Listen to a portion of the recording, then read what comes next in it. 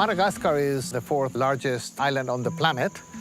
Most of the plants and animal species on the island are actually endemic, meaning that they exist here and nowhere else.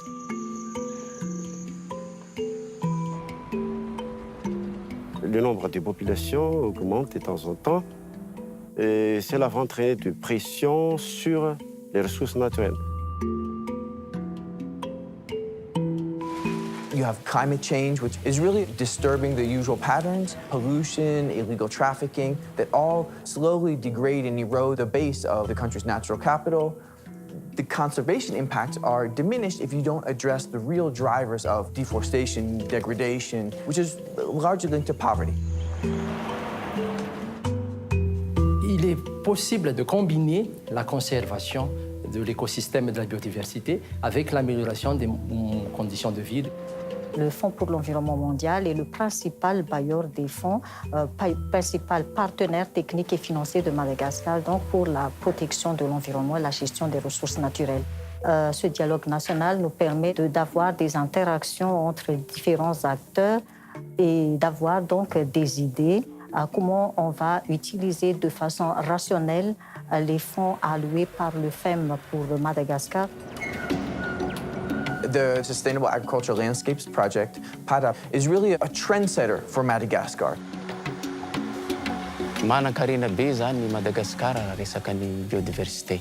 Na eo ohatra fotsiny zao ny atao amin'ny Ankarafantsika eo amin'ny 132 espèces ny oiseaux, 8 espèces lémuriens endémiques.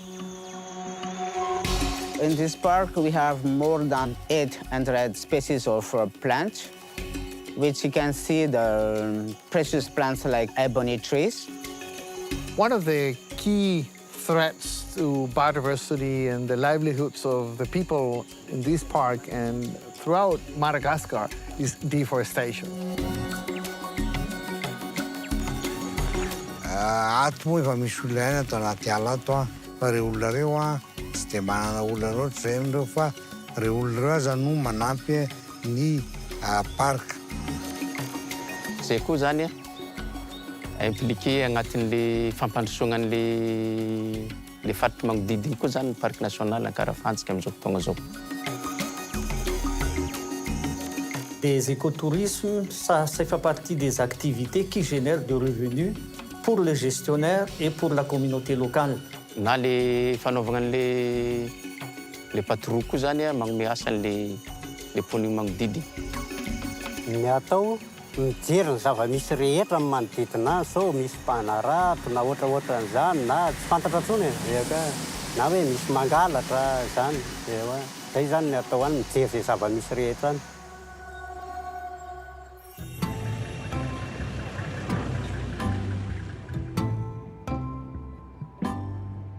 The biggest challenge is the deforestation rate, both historic as well as current deforestation. The productivity of agricultural land is pretty low, so that needs to be increased as well.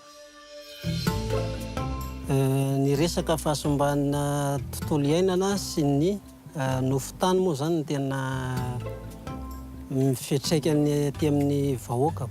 The continuous flow of water is used by the local communities because they need irrigation for the rice paddies. Le grand problème ici, c'est quand on voit, donc, c'est la disparition de la couverture végétale, parce que c'est d'ici que partent les sédiments de l'érosion pour ensabler les rizières et les champs de culture qui se trouvent en aval.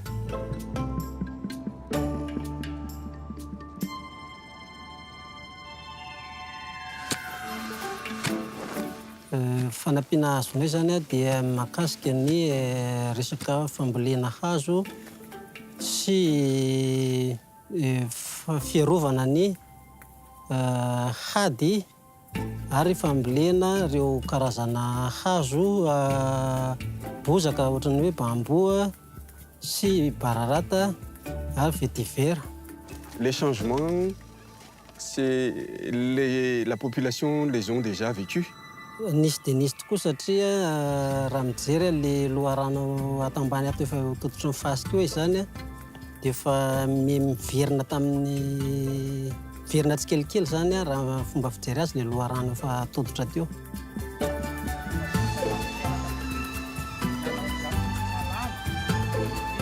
GFSGP travaille avec les communautés parce qu'ils connaissent toutes les qualités, les quantités des ressources mieux que les autres extérieurs. Le FUCNUL, c'est la structure qui est acceptée par tous et qui est la base du fonctionnement de la société malgache. Le FUCNUL zany dia fitambaran'ireo tanàna maromaro aty misy aty ambanivohitra zany. Misy tanàna maro ohatra hoe tanàna 3, 4 mitambatra dia ao misy antsoina hoe FUCNUL. Malheureusement, le FUCNUL n'est pas reconnu au niveau des législations. D'où donc le grand défi, c'est de baser la conservation des ressources naturelles sur la structure acceptée par tous. Le premier défi pour le pays, c'est comment maintenir Madagascar parmi ces pays à hotspot en biodiversité, en assurant la sécurité alimentaire et puis en luttant aussi contre le changement climatique. We believe all the technologies and practices are there.